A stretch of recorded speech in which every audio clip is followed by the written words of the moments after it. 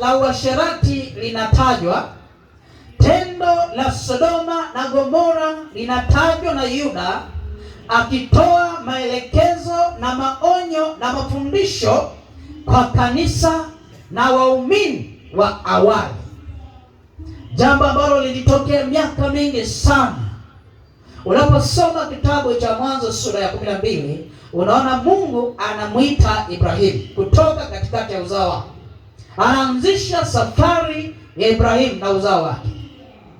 Inapata kutoka Mwanzo 13:14 inatembea, anaendelea kuitembea ile nchi aliyoahidiwa, mara anashuka mpaka Misri, anaenda anarudi, sura inaendelea mpaka sura ya 18. Kuna kitu kinatajwa pale kwamba Mungu akatokea katika nyumba ya Ibrahimu majira ya jioni, na Ibrahimu alikuwa ameketi katika nyumba yake, katika hema yake, akawaona watu wanakuja wakiwa watatu. Wakaja, akawapokea, akamwambia, bwana zangu karibuni. Akakaa nao, akaandaa chakula. Naam, ilikuwa majira ya adhuhuri, mchana. Akaandaa chakula, wakala, wakamaliza, wakaanza safari yao. Hakika safari ilikuwa Ibrahimu, lakini walipita kwa Ibrahimu, walikuwa wanaelekea Sodoma na wapi? Na Gomora. Safari yao rasmi ilikuwa ni Sodoma na Gomora, na kikombe cha Sodoma na Gomora kilikuwa kimejaa. Machukizo ya Sodoma na Gomora yalikuwa yamejaa. Bwana akashuka Sodoma na Gomora. Bwana akashuka. Nataka nikuhakikishie jioni ya leo, kwa kadri dunia inavyozidi kwenda na inazidi kuchafuka, wakati na saa ya Bwana ya kushuka i karibu, na atashuka katika hii dunia. Atashuka. Akaenda Sodoma, akamalizana na Ibrahimu, na akatoa ahadi yake pale ya kwamba Sara atazaa mtoto. Akamaliza, wakasema sasa tunaenda Sodoma na Gomora. Je, tusimwambie Abrahamu? Akasema hapana, lazima tumwambie. Wakamweleza, sisi tunaenda Sodoma na Gomora.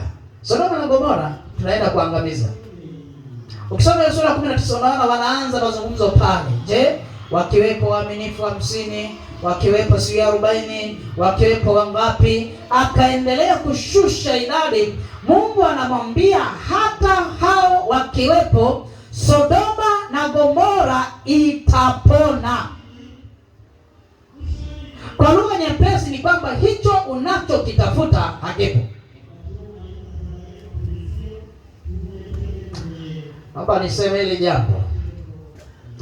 Inawezekana kanisa lako la Nazareti ama kisiwani ama lolote unalosali, inawezekana linaendelea katika hali lilionayo kwa sababu ya wachamungu wawili watatu waliomo. Bwana Yesu asifiwe. Yaweza kuwa ni kwa sababu kuna wacha Mungu wawili watatu, Mungu anaendelea kulishikilia. Sodoma na Gomora ilikuwa ni miji ambayo ilikuwa katika mambo ya maendeleo ya kiuchumi. Walikuwa wafanyabiashara wakubwa, mji ulikuwa umejengwa, watu wamenemeka, na baada ya kunemeka wakasahau Mungu ni nani katika uso wa dunia.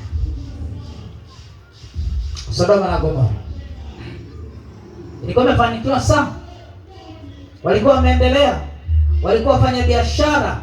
Historia inaonyesha ni mji ambao ulikuwa umejengwa, na ukirudi katika historia utamwangalia yule mpwa wake na Abrahamu ambaye alikuwa ni nani? Lutu. Alienda akapiga kambi mlangoni pa Sodoma, akakaa hapo, na kiwanisia mwanzoni akuweka hema zake karibu na mlango wa Sodoma, aliweka pembezoni, lakini kwa kadri siku zilivyosogea alianza kusogeza hema yake na akajikuta ameingia kati ya watu wa Sodoma, akaketi akatulia kati ya machafuko. Bwana, ukisoma unaona walioshuka kwenda Sodoma walikuwa ni wawili, mmoja haonekani. Kati ya wale watatu mmoja alikuwa Yesu mwenyewe, wawili walikuwa malaika. Wakashuka wakafika Sodoma wale malaika wawili, Bwana yeye mwenyewe hakushuka. Wakaenda masaa ya jioni hivi. Ninajaribu kufikiria na kutazama, nikana kwamba giza linaelekea, nikana kwamba yale majira na nyakati na wasaa ambao Sodoma na Gomora hutekeleza wanayoyataka unaelekea. Mlishawahi kuona makahaba kwenye mitaa yao? Halo? Wao wana majira yao wao wana nyakati zao wanazojongea. Wanajongea, wanakutana pale. Nilienda DRC nikakuta kwenye ukuta wa Union ya Kongo ya wanaita East Congo Union. Yaani kwenye ukuta ambao umezingira Union ndicho kituo cha makahaba. Ukipita pale jioni saa 2 unawaona wamejipanga, wako sokoni, wako kwenye biashara kama kawaida, wametulia, wamejiamini, kila mtu wamejiweka hapo ambavyo angeweza kuvaa na anavyoweza kuvaa, wamejiandika. Sasa Sodoma ninatazama kana kwamba uasherati na ukahaba ulikuwa umeenda kiwango cha mbali, unafanywa na wanaume, tena si wanawake. Biblia inasema wanaume wakaja walipowaona hawa wageni. Bwana Yesu asifiwe. Wanataka wafanye tendo la ndoa na wanaume wenzao. Wakati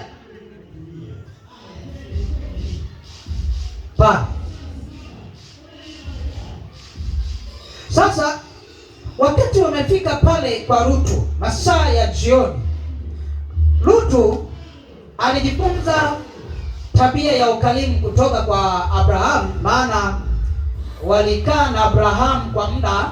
Alijua tabia ya kukaribisha wageni, na alipoona akajua hawa wageni sio wa kawaida, maana watu wa Sodoma na Gomora wasingevaa hivi, maana hata wanavyotembea hawatembei kama watu wa Sodoma na Gomora. Hawa watu hata walivyovaa si kama watu wa Sodoma. Hakika hawa watakuwa ni watu ambao si wa kawaida. Hivi haujui hata kahaba anatambulikana na anavyovaa, anatambulika na anavyotembea, hata kuongea kwake anaongea kahaba. Kwa hiyo chunga na kama makini unavyovaa na unavyoongea na unavyotembea. Leo tuna vijana wanatembea wamevaa suruali kama zinataka kudondoka makalioni, utadhani wamejaza hela, kumbe hata hela hawana. Wanatembea. Kwa hiyo wewe kama mcha Bwana ni lazima hata watu wakikutazama wajue hakika huyu ni mcha Bwana. Habari za jioni watajua. Niliona